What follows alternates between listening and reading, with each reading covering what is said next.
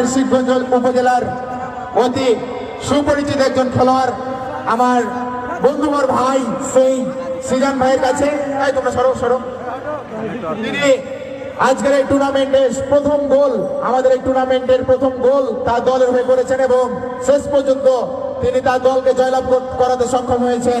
তাকে আমি জিজ্ঞাবো আজকে তাকে গোল করে এবং আমাদের টুর্নামেন্টে এসে এত সুন্দর একটি খেলা উপহার দিয়েছেন, তাকে কেমন লাগছে এবং তার পরিচয়টা জানতে চাইবো। পানি দাও, পানি দাও, পানি দাও। এই কে এটা? অত্যন্ত ভালো লাগছে এই মাঠে খেলে। এটা করতালি হবে, করতালি হবে, এটা করতালি হবে এর জন্য।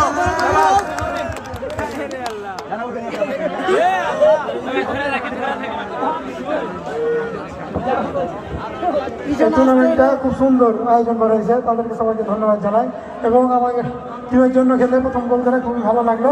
এগুলো আমার বক্তব্য শেষ করলাম। ঠিক আছে, ঠিক আছে, ধন্যবাদ ভাই। কথা বলেও ব্যস্ত না, সকলকে ধন্যবাদ জানিয়ে এবং আগামীকালকে আমাদের চাঁপাইনবাবগঞ্জ সদর বনাম গোপনাথপুর খেলা দেখার সকলকে আমন্ত্রণ জানিয়ে আজকের মতো আমরা এখানে সমাপ্তি করছি।